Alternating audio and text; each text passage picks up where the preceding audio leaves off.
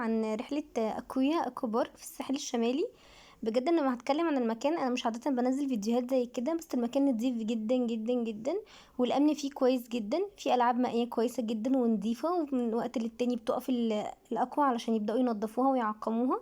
والمكان مش زحمة خالص لأن المكان غالي، فمش كل الناس بتقدر تروحه. هو عبارة عن صفين، صف أول وصف تاني على البحر. الصف الأول بيبقى مكون من 4 شезлونج واتنين كرسي. البسين في منتهى النظافة، نسبة الكلور اللي فيه كويسة جدا، حتى مش بتضايق حد ولا عنده حساسية مش هتكون خطر عليه.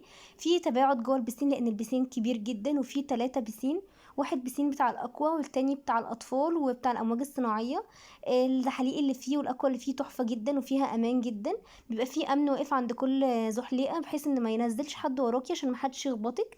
العوامات كويسة جدا وبتتنضف من وقت للتاني.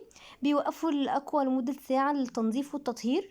وبجد حلوة جدا. بصوا الأمن زي ما انتم شايفين واقف من وقت للتاني. في ورا كافيهات تقدري تشتري أي حاجة انت عايزاها.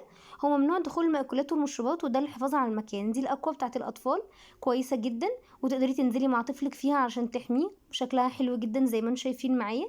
ودي الأكوا بتاعت الكبار برضو كويسة جدا جدا. وفي هناك مشروبات تقدري تشتريها، بس الأسعار هناك غالية. بس ممكن تجيبي حاجتك وتسيبيها بره. هنا في ناس بتبيع وافل وزلابيا وكده، وطعمها حلو جدا.